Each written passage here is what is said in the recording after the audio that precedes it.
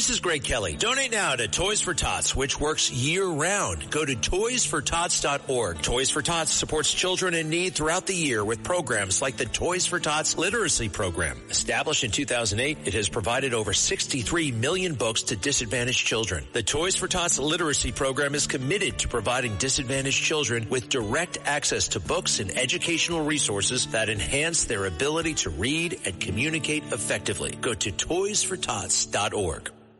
Excuse me! Taxi! This is the 77 WABC minicast. And joining us now, John, is the great John Solomon, founder of Just the News. And John, you got so much stuff. First, fill us in on all the Iran stuff.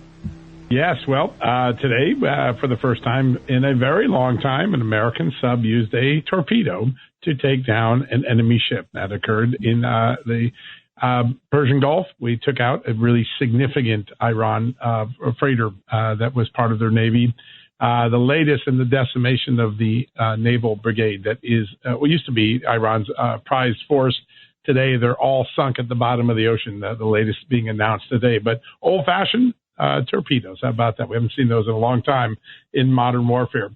Just a few minutes ago, this is hot off the presses. House Oversight Committee. The Republicans are subpoenaing President Trump's own Attorney General, Pam Bondi, to come in and describe what she did with the documents on Epstein. There is grave anger on both sides of the aisle with the Attorney General. This is a real slap at the president and his Attorney General, but it's a sign that Congress means business, that they don't want to be delayed and have the spectacle of what played out over the last 15 months when it came to the release, the herky-jerky release of the Epstein documents. So that's a big one. And just a few minutes ago, one of the most iconic figures in all of sports, former Notre Dame football coach Lou Holtz, passed away at the age of 89. Oh, you know what, President John? Trump, I knew Lou, because he also worked at South Carolina, University of South Carolina. Right. I went and I love Lou. Yeah. Oh. An amazing man, gracious with his time, a gentleman, a friend of President Trump, and an iconic figure who was a legend in sports coaching. In fact, he did more than coach kids. He taught them life skills as well. Really a remarkable man. And then I'll finish with a little tie between pop culture and political culture. Many of us may be old enough to remember there was a movie called Clueless back in the 1990s. It starred a young Alicia Silverstone, and she was this sort of naive, I guess clueless was the right adjective, young woman who was matchmaker, and she put people together and unintended bad consequences would happen. Well, today, Tim Waltz gave us a 2026 reboot of that movie. It was a political reboot. Yes, he was the matchmaker. He and the Democratic Party brought the Somali immigrants to Minnesota with the lure of welfare and sanctuary cities. And then when they began defrauding the government, he seemed to know nothing. He was utterly clueless about what was going on. That was the act he gave before the House Oversight Committee today, saying, hey, I didn't know why we didn't prosecute it earlier. I didn't know why we knew it in 2018. I don't know why we resumed money to a program after I was told it was fraudulent.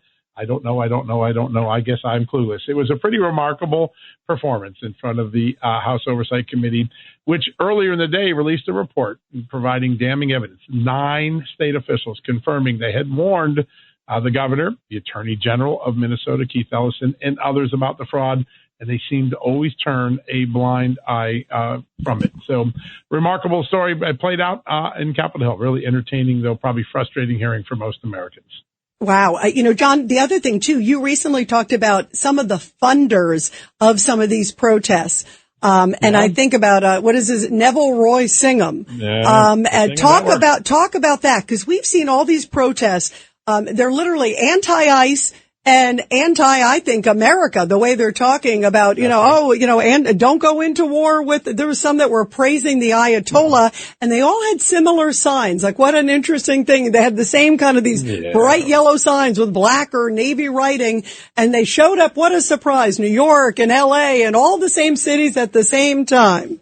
Yeah, the same far-left musical, just a different act of the series. A few months ago, they were the guys holding up the anti-ICE protests.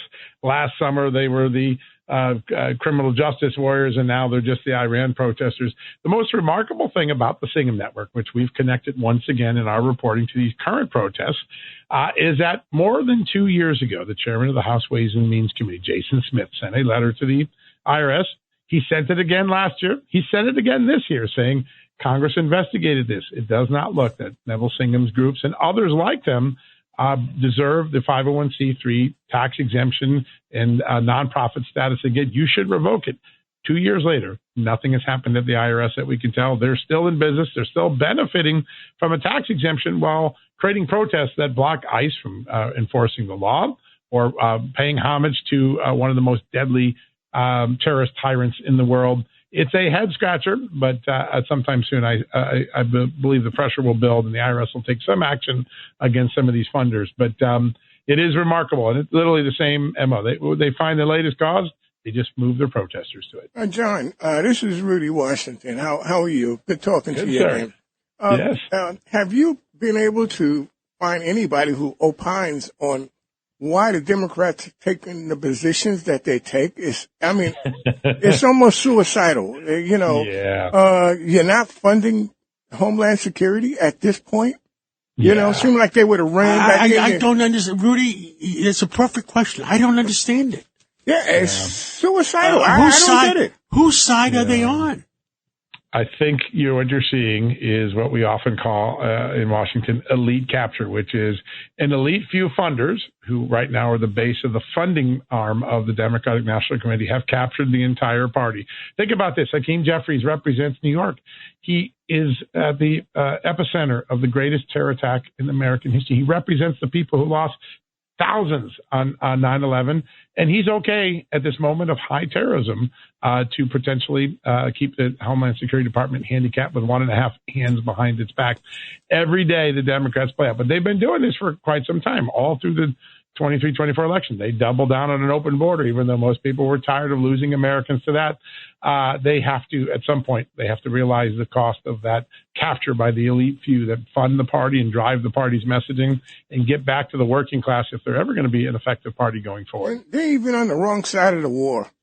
I mean, anybody that understands politics, you can look at what the president is doing. It's reshaping the global standing in the world, and they can't see it. I mean, we're shutting down China, their supply of oil. We're shutting down the 50,000 drones that went to Russia. We're crippling Russia right now. I mean, Cuba's going to fall too, I think. Cuba, if Cuba is still standing by June, I'll be shocked. Exactly. Yeah. Yeah, it's crazy. Trump derangement syndrome is probably another contributing factor to this. They're so obsessed with President Trump. I mean, think about the opportunity they had on the State of the Union address to provide an alternative vision of what President. All they could do with Spanberger was Trump's bad, Trump's bad, Trump's bad, and we believe in affordability, even though the Virginia Democratic Party wants to impose some of the largest tax increases in American history in Virginia. They don't have their messaging right, and I think that's going to hamper them in the next two elections. Yeah. John Solomon, thank you for all the information you're giving us. And John Solomon, justinnews.com. And if you go to the website, justinnews.com, you get 24 hours news service. And thank you, John. Thank you for everything you're doing. Great honor to be with you. Love the show. At Manhattan University, a graduate degree is not out of reach. You'll gain real-world skills, credentials employers value, and connections to New York City's top companies. Choose from their new Master of Science degrees in healthcare informatics, digital marketing and analytics, business analytics, or financial analytics, all built around hands-on learning and industry partnerships. Graduate ready to lead, not just work. Take the next step at manhattan.edu/graduate. Manhattan University. Lead the future.